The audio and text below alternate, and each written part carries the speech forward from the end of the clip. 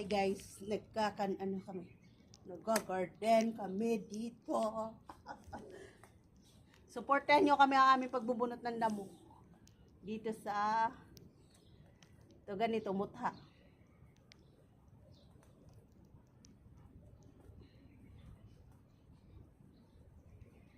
Ganito yung ginagawa namin sa tuwing hapon pag wala kaming ginagawa. Ito. Waiting. Alam mo naman, pampalis dito ng stress pag-garden.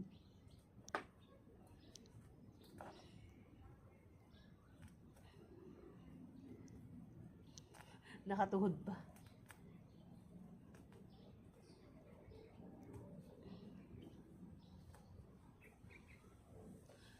Hi guys!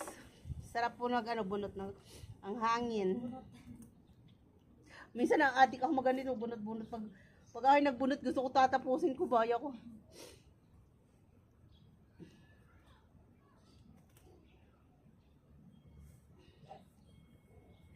Ayoko may nakikita ko nakauslit na ganito, yung mga mutha. Pangit tingnan, nauuna. nauuna sa grass. Kaya kahit ako isipin ko talaga ito, hindi ako makakatulog pag hindi ko nagaganito, Yung ang isip ko na andito palagi pa, magbubunot ako sa garden kasi ang daming Yan. Gumugulo ito sa isip ko pag ako may nakikitang ganito yung mga mutha.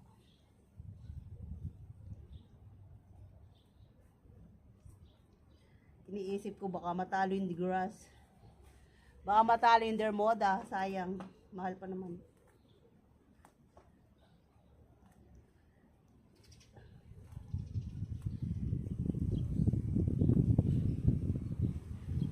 Mahal mag-maintain ng grass.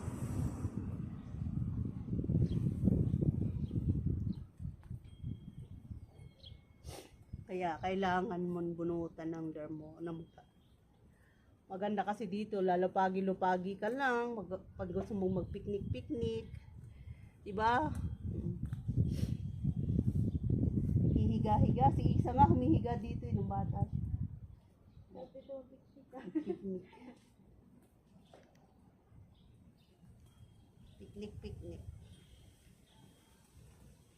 Dito yung ganito mo.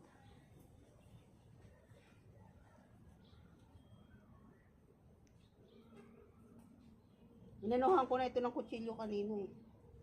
Tinutusok ko ng kutsilyo para. Ganyan.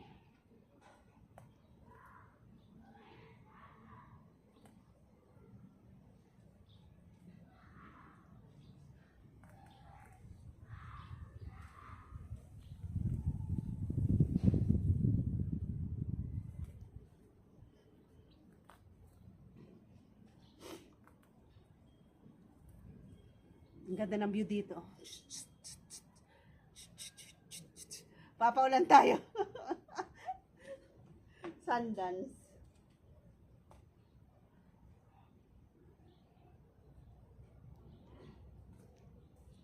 Thank you po sa lahat na nanood ng aking video.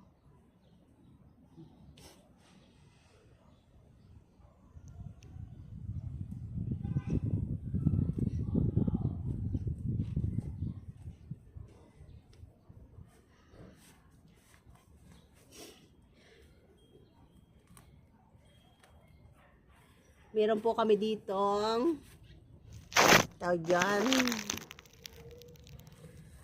ganito mutha.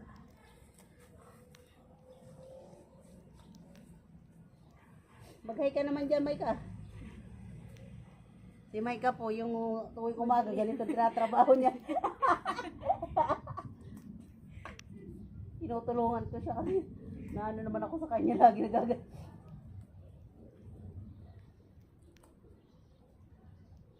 Mabilis siya tutubo pag umuulan.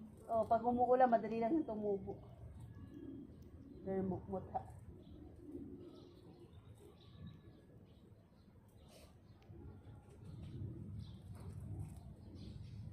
May sakit daw kasi si Gernie, nahiya naman akong sabihan ng magbunot.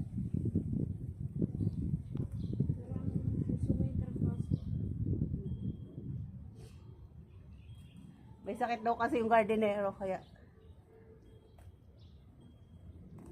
kami na lang ni Maika magbunot dito. Kawawa naman siya. May sakit. Nanggaling din kami sa trangkaso eh.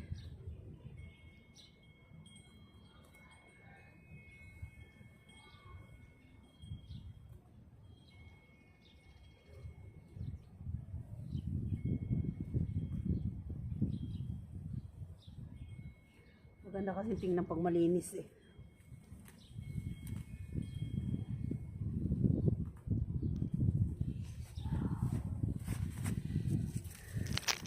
Ayan. Wala, namatay yung aking ano.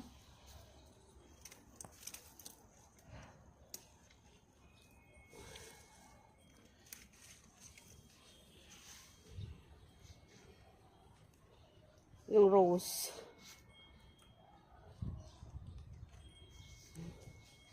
Yung ganda ng gomamela.